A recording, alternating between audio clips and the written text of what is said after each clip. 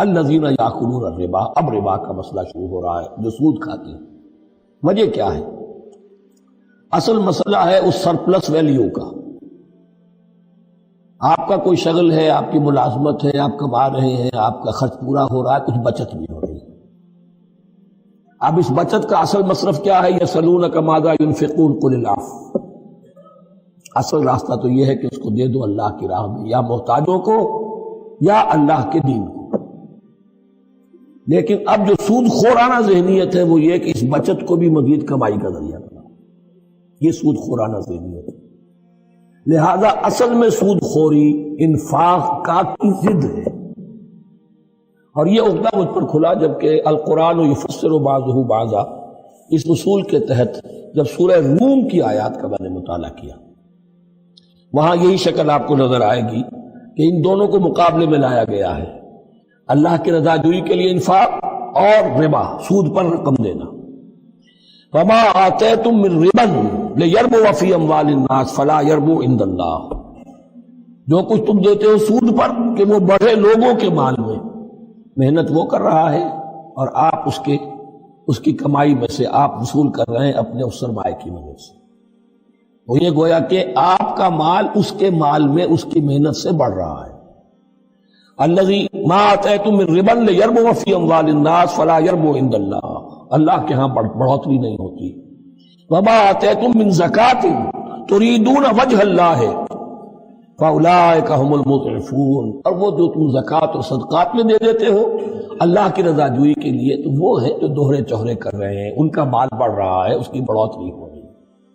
تو انفاق فی سبیل اللہ، صدقات، زکوٰۃ، اس کے بالمقابل، اس کے برعکس ہے اپنی اس بچت کے مال کو، اور آپ کو معلوم ہے آج کی بینکنگ سسٹم کا سب سے زیادہ زور بچت کی اسکیم، اور یہ سب کا سب جو ہے در حقیقت saving bank, saving account, save کرو، لیکن سیو کرو مزید کمانے کے لیے۔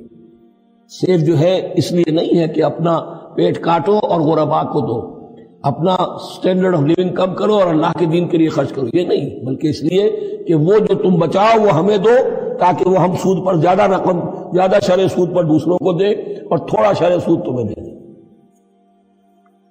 اب اس کے برعکس سے الذین یاکلون الربا، جو لوگ سود کھاتے ہیں، لا یقومون الا کما یقوم الذی یتخبطہ الشیطان من المس، وہ نہیں کھڑے ہوتے مگر ان کی طرح سے کہ جن کو شیطان نے مخبوط الحواس بنا دیا ہو چھو کر۔ یہاں عام طور پر یہ سمجھا گیا کہ یہ قیامت کے دن کا نقشہ ہے، یہ قیامت کے دن کا نقشہ تو ہوگا ہی، اس دنیا میں بھی سود خوروں کا حال یہی ہے۔ اور اگر ان کا نقشہ دیکھنا ہو تو کسی سٹاک ایکسچینج کو جا کے دیکھ لیجیے، معلوم ہوگا دیوانے ہیں، پاگل ہیں، چیخ رہے ہیں، دوڑ رہے ہیں، بھاگ رہے ہیں، وہ انسان نہیں نظر آتے اس وقت جو بھی کچھ ہو رہا ہوتا سٹاک ایکسچینج کے اندر۔ مخبوط الحواس انسان جو ہے وہ ہو جاتا ہے یہ سود خوری کی وجہ سے۔ الذین یاکلون الربا لا یقومون الا کما یقوم الذی یتخبطہ الشیطان من المس ذلک بانہم قالوا انما البیع مثل الربا، اور ان کے سب سے بڑھ کر مخبوط الحواس ہونے کا مظہر یہ ہے، یہ اس لیے کہ وہ کہتے ہیں کہ بیع بھی تو ربا کی طرح ہے، بیع بھی تو سود ہے۔ میں نے 100 روپے کا مال خریدا، 110 میں بیچ دیا، 10 بچ گئے، یہ ربا ہے، ربا جائز ہے۔ 100 روپے کسی کو دیے اور 110 لیے، یہ سود ہو گیا۔ بھائی کیوں ہو گیا؟ 100 روپے کی شے دے دی، یہ 100 روپیہ دے دیا، کیا فرق پڑا؟ 10 لاکھ کا مکان بنایا، 4000 کے قرضے کے ماہانہ کرائے پر دے دیا، جائز ہو گیا۔ 10 لاکھ کسی کو دیا اور اس سے 4000 روپیہ مہینہ دینا شروع کیا، یہ سود ہو گیا، حرام ہو گیا۔ عقلی طور پر یہ باتیں ہیں کہ جو سود کے حامیوں کی طرف سے کہی جاتی ہیں۔ انما البیع مثل الربا، بیع میں کبھی جو نفع ہوتا ہے، ربح اور ربا، یہ میں اس وقت بیان کر چکا ہوں سورہ بقرہ کے دوسرے رکوع کے ضمن میں۔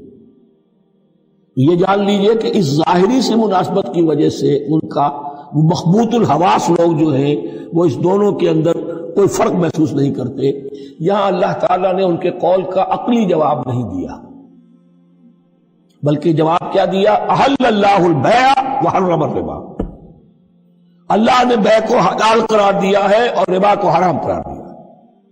اب تم بات یہ کرو، اللہ کو مانتے ہو یا نہیں، رسول کو مانتے ہو یا نہیں، قرآن کو مانتے ہو کہ نہیں، یا اپنی عقل کو مانتے ہو؟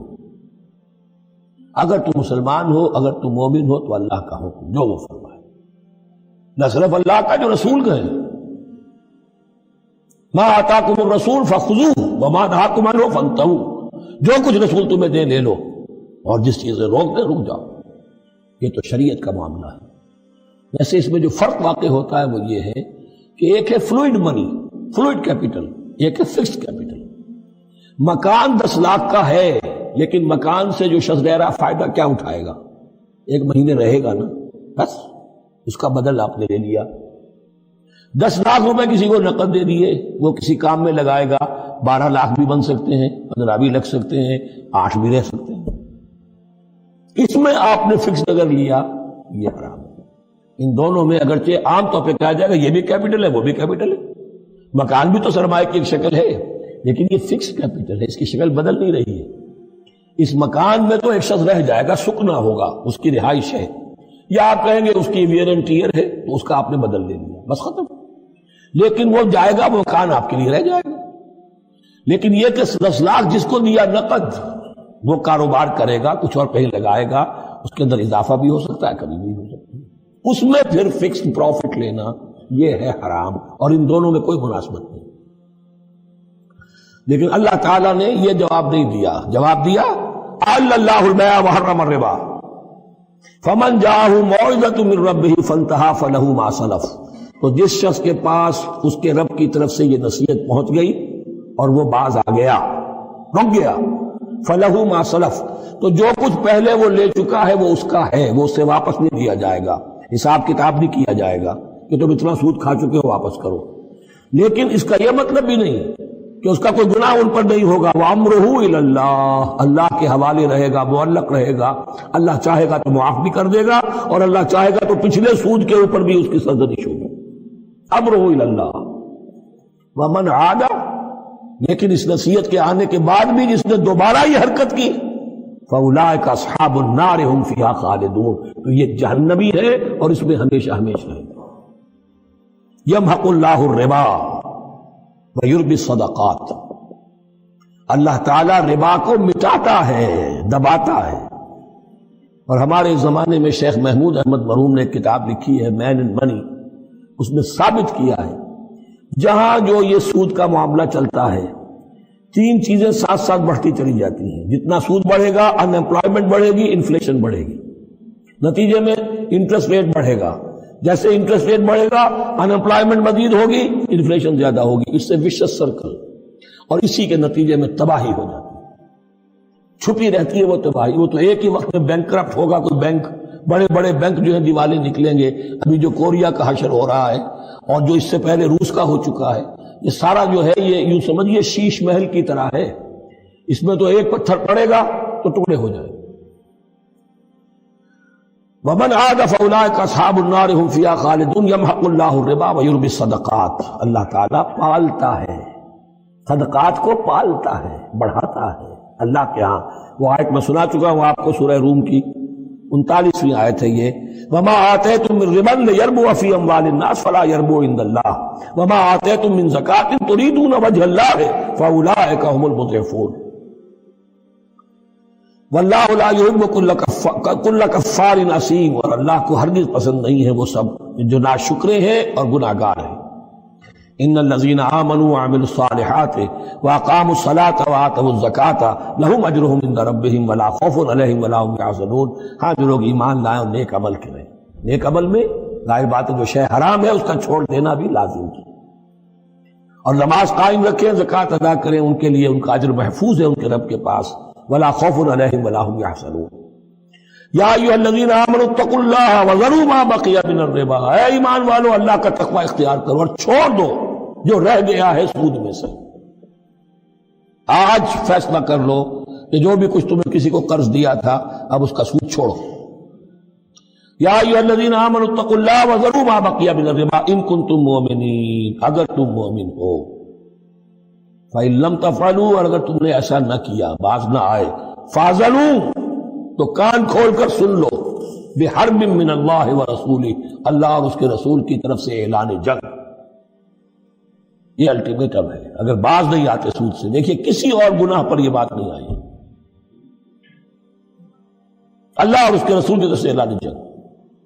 وَإِن تُبْتُمْ فَلَكُمْ رُءُوسُ أَمْوَالِكُمْ، اگر تم توبہ کرو تو تمہارے جو اصل راس المال ہے وہ تمہیں لوٹا دیے جائیں گے۔ سود چھوڑ دو، راس المال واپس لے لو۔ لا تظلمون ولا تظلمون، نہ تم ظلم کرو سود لے کر اور نہ تم پر ظلم کیا جائے کہ تمہارا راس المال بھی دبا دیا جائے۔ لا تظلمون ولا تظلمون۔